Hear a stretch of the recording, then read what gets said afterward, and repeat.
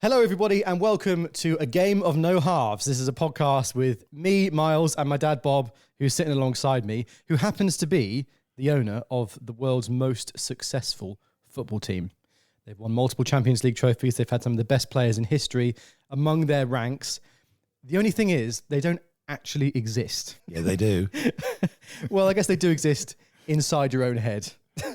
Well, yeah, no, they exist in tangible form because I have stats and playing records from the team going back to the mid-1990s. Every single match, every single player, every single goal scored, home and away in multiple championship matches.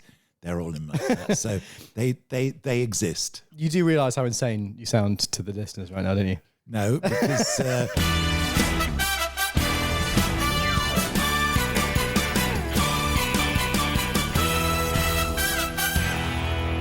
This is basically a football team that you have created in your own mind, right? Yeah. Yeah. Yes. So, how on earth did this begin? Well, I suppose the seeds of it started when I was a child, and some of the comics, they used to publish league tables. You know, you could literally cut out cardboard leagues, and you cut out each individual team. There was a league ladder, and you could move the teams up and down the league ladder. And I just got this whole idea of, I used to just love playing with those.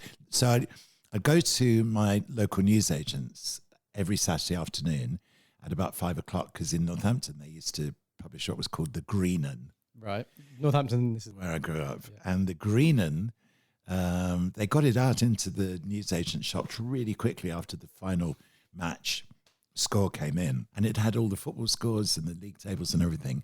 So these cardboard cutout league tables that I would get from the Beano, I used to move the teams up and down, and it just put in my mind the whole idea. And I was thinking, wait, if I were the manager of Northampton Town, let's say, and my dad knew the manager of Northampton Town in the 60s, a guy called Dave Bowen, who took them up from the 4th division, as was then, to the 1st division, and straight back down through back to the 4th. And he didn't get sacked?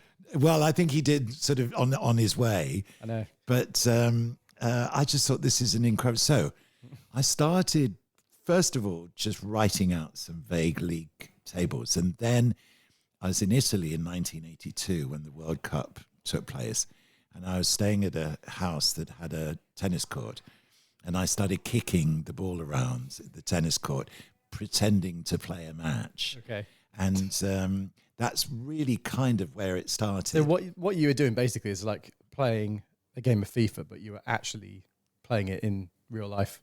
Yeah, I guess that would be the case. Yeah, because so growing up, it's funny, isn't it, when you're a kid and your family is just the norm, and whatever happens in your family is normal, and then gradually over years it began to dawn on me that actually I don't think it is 100% normal that my dad waits for us all to go to bed, and then whilst we're asleep, you play a football game with a little football in the house and keep track of the team. Yeah, as things go on. We've actually got it's just behind you. It's behind the pillow there.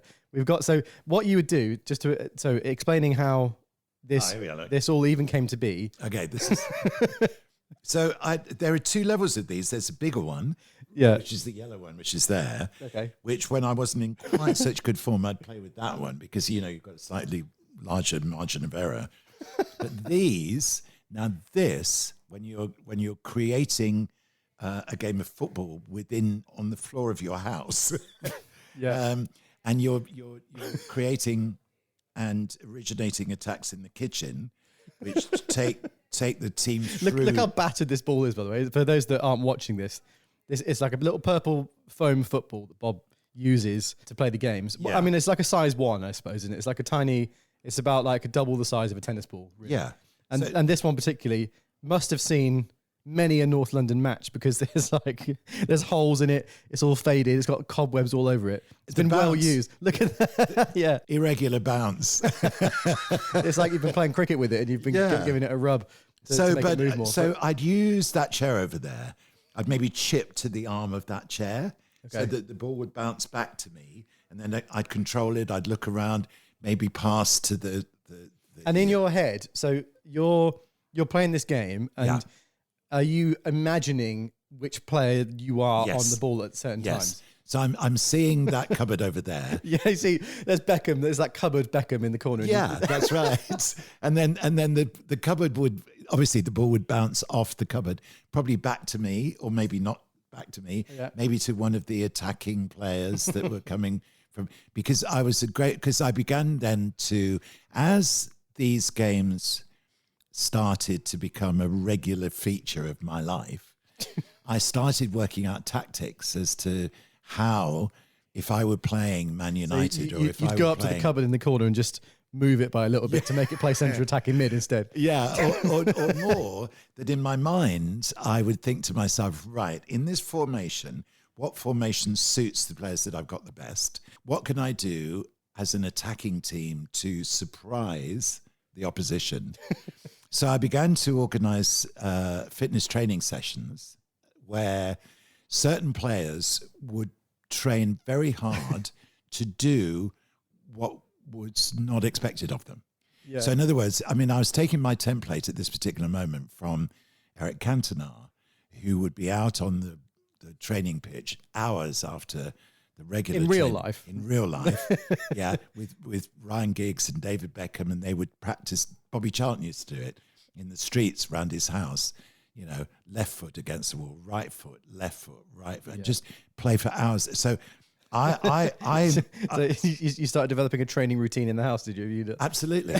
Yeah, where it was in particular. So when your brother, Dylan, was about 10, 11 years old, he was part of what you could genuinely call a golden generation, because he and 5 other boys from their year, didn't they, Mark? In primary school. At Hanny School.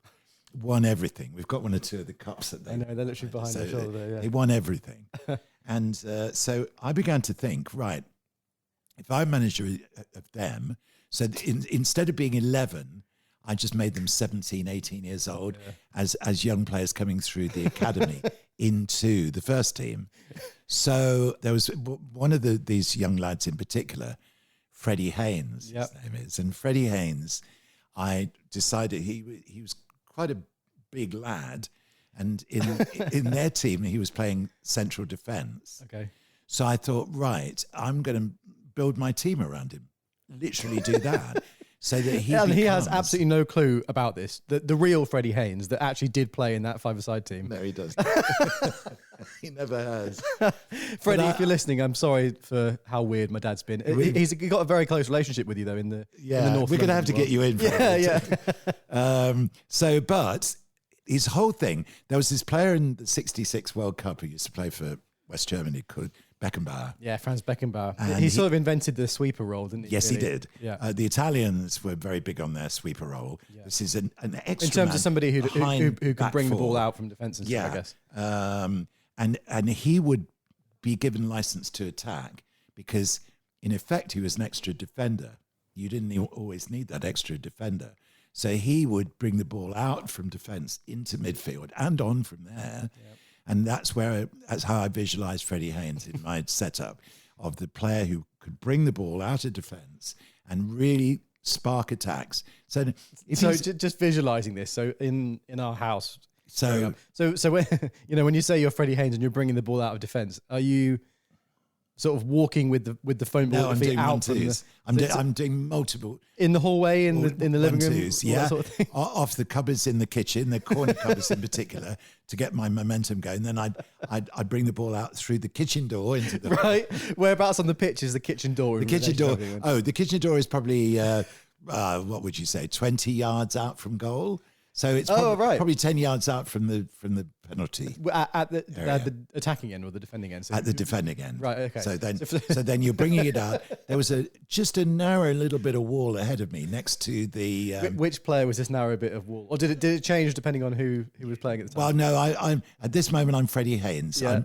I'm concentrating on being him. Okay. So I'm using bits of furniture and the wall and everything else to have a 1-2 with. So as I are bring you the imagining these bits of furniture on the wall as other players in the Yes. North London team? Yes, but I don't have to think about who they are yet until I pick one out to pass to. Okay. So what I'm doing at the moment is I'm just using them as a 1-2, coming right. So now I've reached the halfway line, which is about halfway down the hallway, yeah. and then I can say pass to the left, and let's say that's Dylan. Yeah, which is my little brother Dylan. Yeah. Now he would cut into the space, through the sitting room door. Yeah. And I had a sort of cushion that I placed and an angle just in front of the table. So if you imagine the table, it's got a coffee table height, yeah, right? yeah, the legs and the straight. So the top is the crossbar. Okay. The two legs are the goalposts, and Dylan then. So I've got this cushion angled, and there's a chair that's angled, and I can cross and hit the chair like it's somebody coming in to head the ball into the goal. And as I began to play the games, I began to get better and better and more skillful, and created lots of different goals. So the table in the hallway became a goal. Yeah. The other end of the coffee table in the sitting room became a goal. So if I was going to attack that goal, I had to be much more expansive and occasionally go long ball. No, surely not. Which is that's against the North London philosophy, style. isn't it? Yeah. And North London were never. And in fact, I remember when you were little, Miles. Yeah. When we were watching United or somebody, and they'd be doing long ball, you'd go, long ball, no. You were teaching me the ways of North London from an early age. Yeah. Sam Allardyce, I'm not. Okay, fine. So that's how the games work. Most important. Then I was thinking, right, to express my plans. Then what team and what formation am I going to begin to develop? Yeah. And I began to meld a mix of some of my favorite players with some of the kids that were playing with you and previously in London. So, for example, there was a friend of mine called Jeff Dexter, who's a long-time old DJ. His son Wes, brilliant. He was a great goal scorer. So, because he's in my... So you signed into the academy. So to start with, I built the team from the ground. Well, I was going to say, up.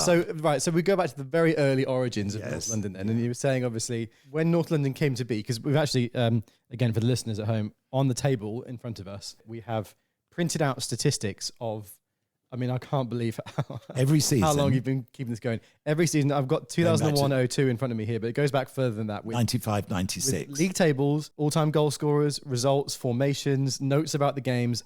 It's absolutely So all-time scorers. So the records go back as far as 95-96, you're saying, right? So in 1995, yes. How did North London become the thing? It wasn't long before, obviously, I completely realised that I was totally cheating, because I had Ryan Giggs on one wing, I had Eric Cantona in the centre of midfield, and so you just raided Man United. I just raided Man United and any other team that I thought, it was clearly imbalanced. So was this pre all the stats being around? It was around the time I started the stats that I began to realise.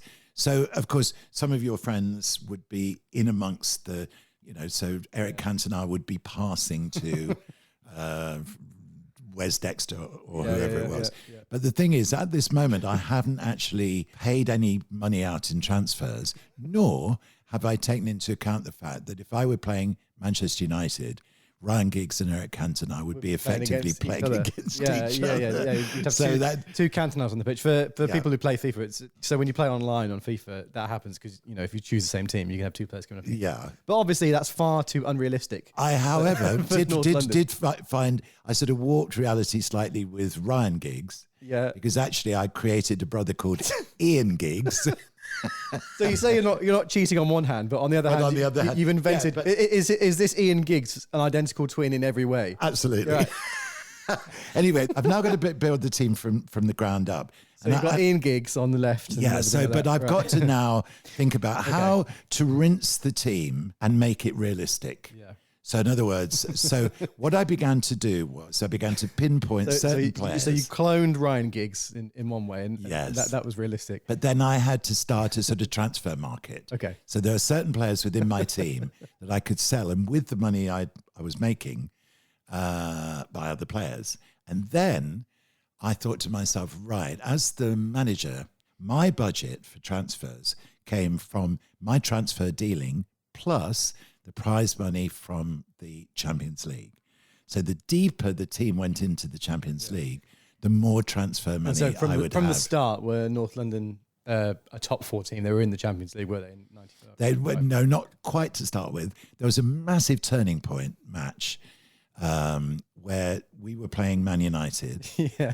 And when was this? Which season was this? This was 94, 95. So this is just before I'd really started making the stat, making all the records of the stats. Yeah. And we won 8-7.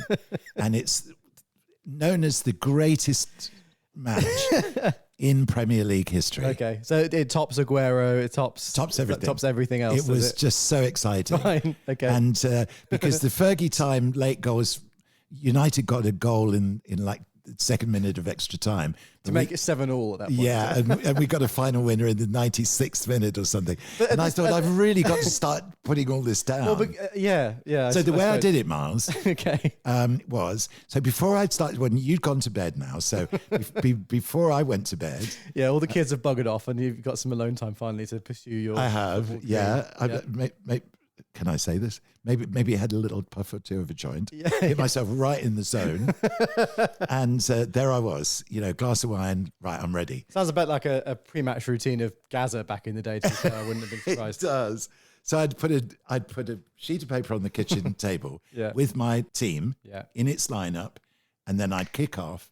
And then as I scored or as things happened, I'd just pop back to the kitchen table and make a quick note.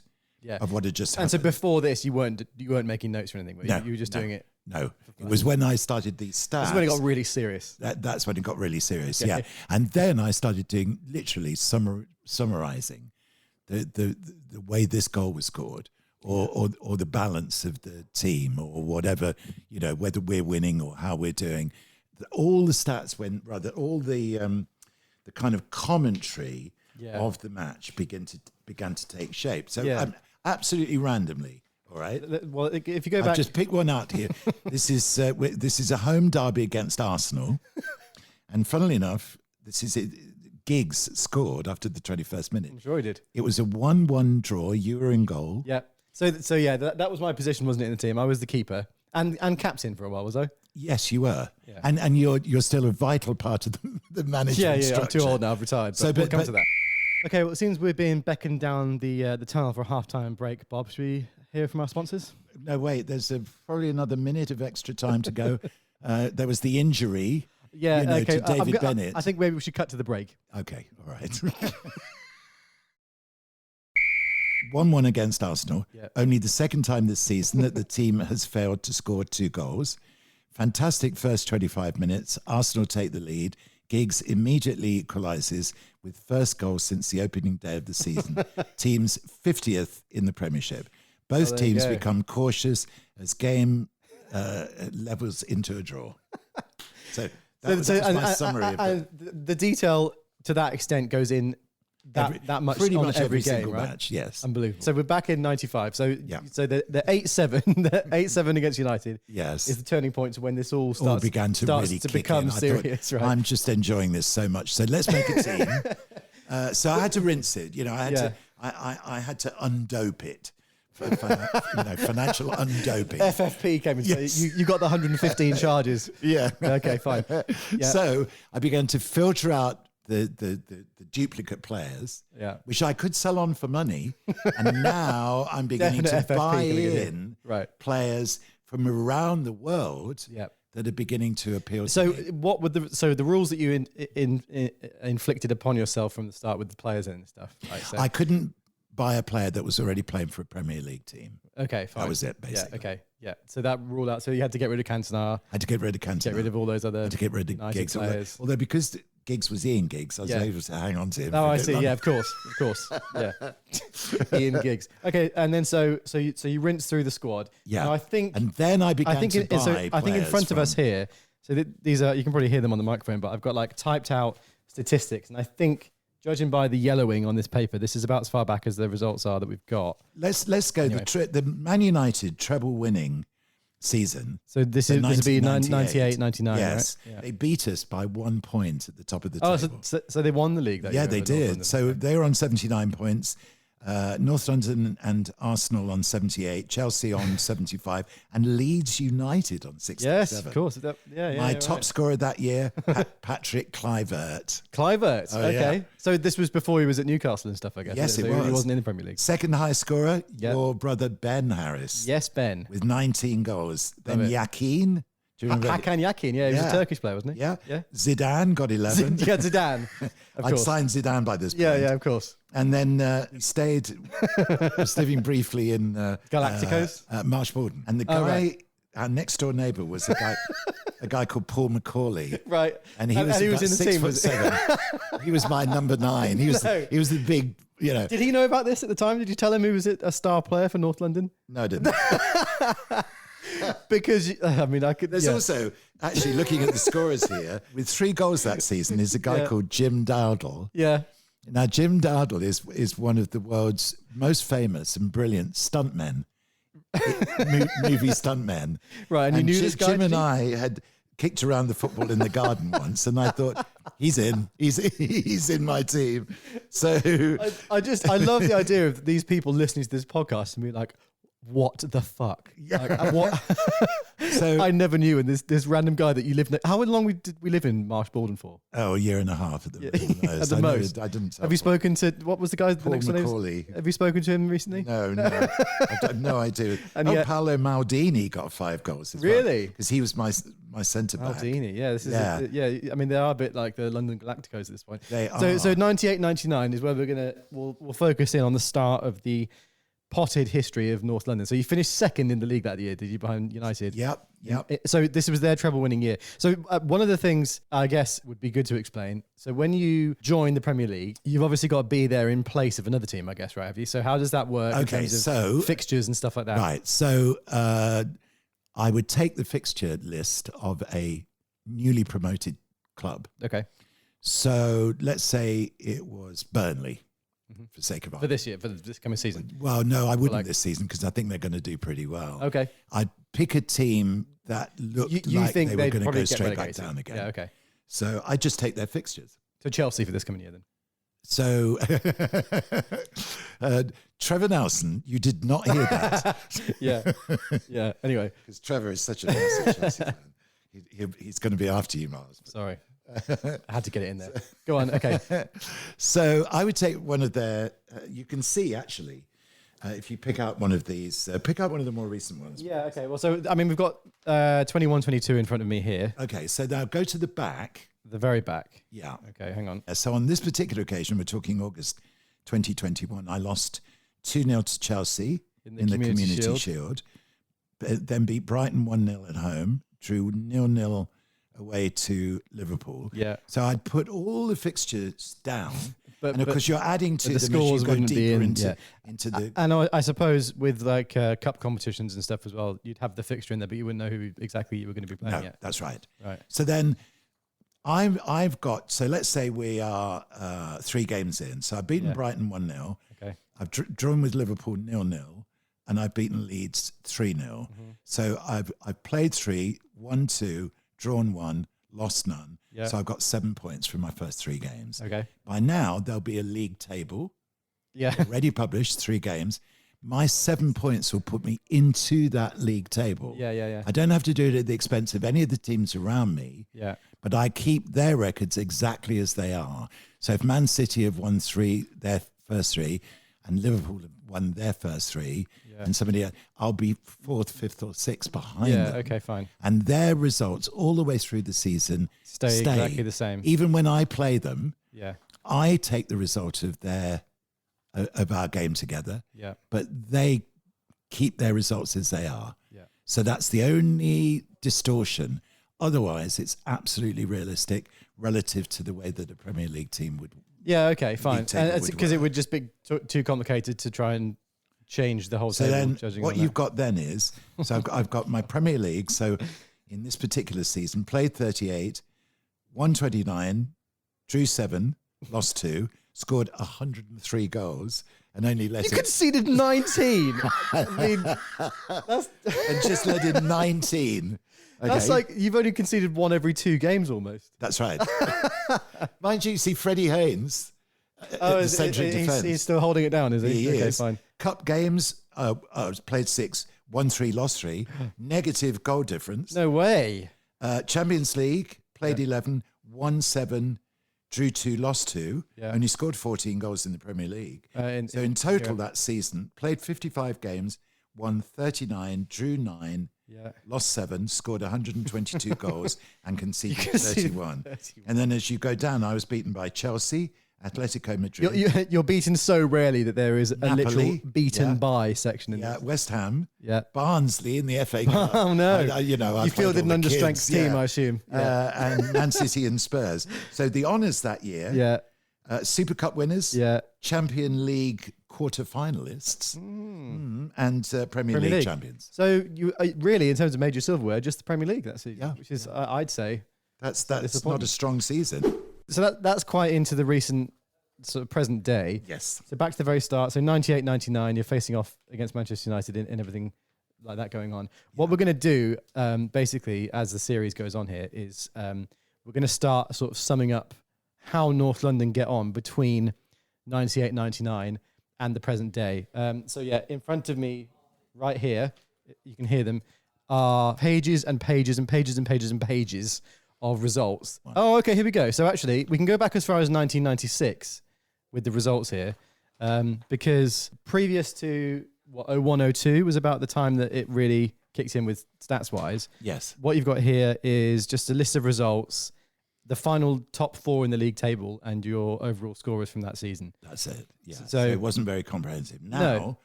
you can go into every single aspect of the team's performance and stats, and do a massive deep dive into every element of their performances on every match right through the season. Well, still though, okay, Bob, I might quiz you here, right? So if this is the first season we've got on record, so this will be the 95-96 league season. Yeah. Where did you finish in that season?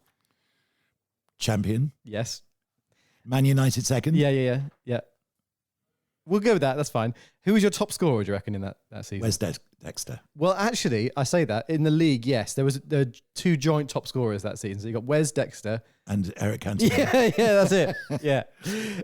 So top of the league. It says here, only defeat in Premiership was against Aston Villa. 24 matches unbeaten in the run into the Championship. You were beaten by Northampton in the League Cup. Of course. A hometown. Yeah. Beaten by Chelsea in the FA Cup. Unbeaten in Europe. So I assume you won the Champions League that season as well. Well, the other thing about Northampton is that they were... Is it like a grudge for a match? little while... No. They were a sort of nursery team. Okay. For North London. A feeder. A sort of like feeder team. Feeder team. Or like so some of you my send players on youngsters, loan to them and stuff would go like that. out to Northampton. And the other aspect of that kind of feeder training and everything. So do you remember, we were all on holiday in Portugal, weren't we, in 2002? Yeah. And we were in, not far from Faro. I think it's the Algarve. Yeah. Anyway, there are huge golfing and sports centres down that coastline. Yeah. And I thought to myself, how interesting it would be if North London bought themselves a massive, great sports complex. So we bought a hotel. We created this beautiful sporting environment, which included a sort of 21,000 seater stand. Okay. So that we could go down there and train. Yep. Got our own separate training place in the sunshine, all year round. So if there's a break, we can take the players down there for a break. And the hotel has facilities in certain areas where, you're paying the kind of premium price to do this, but you're overlooking the pitches and you can help with the players and you can take part in some of the training sessions. You can take part? Wow. Yeah, because it's like a meet and greet at a rock concert or something. Paying a VIP package experience. Paying a VIP package experience. Yeah, and then what we do and still do is we don't do these massive strength sapping world tours in pre-season. Yeah. We go down to our training grounds, our training complex down in Portugal. Yep. and then we hold what's called the Mediterranean Cup. So a lot of the teams that play on like Marseille, Okay. or if the Mediterranean countries. So so Barcelona, Real Madrid, Marseille, Nice.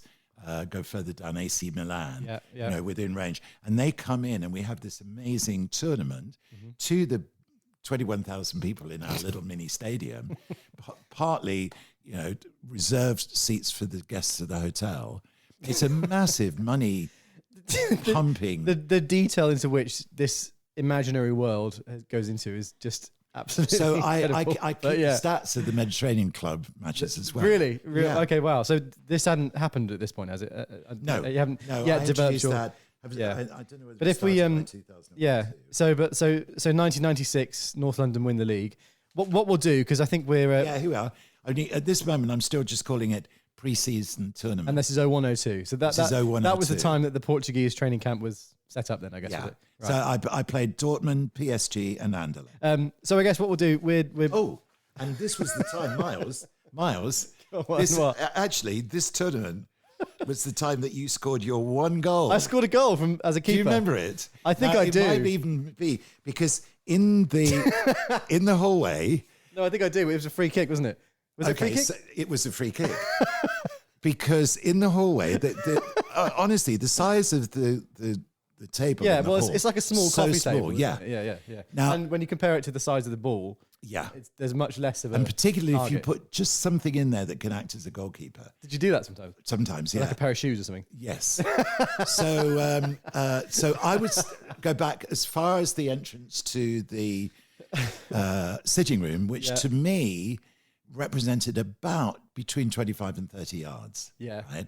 When So- in reality, what is that? 10 not maybe even 10 meters, 8 meters, 7 Something, meters. I don't know how long you're better at that. Well, no, I suppose it actually would be more like 6 meters. Whatever. Whatever, yeah. It's not easy. You know this. No, it's not. No. So I place the ball, get my bearings right, and then take my free kick. And my perfect free kick would be to curve the ball round the wall, have it hit the underside of the bar, and go in. Yeah, a bit of a Tony And when Yeboah that type vibe. happened, I would go back to my little bit of paper on the kitchen And be celebrating. table. And after I'd celebrated, oh yeah, Did your knee slide on the carpet and stuff? and jot down this detail so that and it was Freddie Haynes normally scored the free It was a kicks. bit of a free kick demon, wasn't it? But Did you got this one goal in the, and I remember it. I actually remember it. Yeah. Because you slammed it in the So back of the net. you must have been playing a game and I wandered by and you were playing. Yeah. I guess. And you came up from goal. So in real life, Bob was playing a game in the hallway or whatever, and I wandered through and he said, I've got a free kick. Yeah. So I guess Do you want to take it? Yeah. And that was that. And you did, and you Absolute banger. scored, and it was brilliant. Rogério Ceni used to be a Brazilian free kick taking goalkeeper. He scored like over 100 goals in his career. So I imagine myself in that mold for that moment. That was your my one goal ever ever. in pre-season. Well, Yeah, I'll take it. Yeah. Yeah. So right. But you were a world-class goalkeeper. Well, I obviously. mean, you I still do play in goal, by the way. But you were in the I England played- side for years. Nobody could displace you because that was the other thing. Some of the players, like Freddie Haynes. Oh my God! Once he started playing for England when he was 19 years old. God, 200 caps. It's only in probably the last 3 or 4 seasons that he was even keeping people like Rio Ferdinand out of the team. Yeah, we could have done with him probably in a few World Cups. Yeah. I do actually play in goal in real life for my five-a-side team, but we're not talking about real life here, are we, Bob? We're talking about North London life. Anyway, Of course, we're talking about real life. What are you saying, Miles? Right. This is my reality. yeah. So we'll just conclude. So 96, North London coming off the back of a very successful season, winning the league by 1 point over Man United.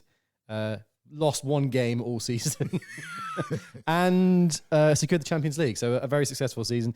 Eric Cantona and Wes Dexter finished the season as joint top scorers. Roberto Baggio also got 17 goals that year.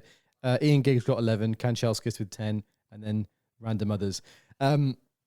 This has been really fun. Yeah. Well, you see, you've only got a skeleton of stats there. Once we get into the 2000s, So that's where we really get our teeth into. next episode, we'll start to really delve into the history of North London and going into tactics, formations, personnel, and all that sort of stuff. If you've been enjoying this podcast, please do get in touch. We'd love to hear from you, and whether anybody has a dad that's quite as insane as mine with this sort of thing. We're on all forms of social media at A Game of No Halves. We'll also be posting a lot of stuff on Instagram and Twitter and bits and pieces with photos of all these stats, so you can really start to delve into the history of North London yourselves and to see this incredible world that Bob has created. And the development of the team as it becomes the world-class force that it now is. Which we're going to go on to discover over this series. So yeah, thanks for watching, listening. Please give us a 5-star rating on Spotify or on any of the other platforms. We're across all podcasting platforms on Audible and Amazon and all that stuff. Plus, if you're watching this, then thank you. This is what we look like. Handsome as ever, I'm sure. Any parting words then Bob? Well, we should come up with some sort of slogan for North London. There's like a, I don't know. Does the team badge have like a little slogan on it anywhere? Maybe that's what we should be suggesting. Crowd chanting, please. Yeah, social media. Please do get into. Yeah. Send us any chants or any like club slogans that North London maybe should have somewhere on the badge. What I am really looking forward to, even looking at this, I was going to say running order. This team sheet here is going through the players one by one, and talking about how come I got to see them, hear them, meet them, sign them, and their record within the team. So we are talking next time probably about Figo. Paolo Maldini, Zinedine Zidane, Babangida, and Diego Fusa, and many more. There you go. Well, amazing. I can't wait. Thanks again for listening and watching. This has been A Game of No Halves with Miles and my dad Bob, and we'll see you for another episode very soon.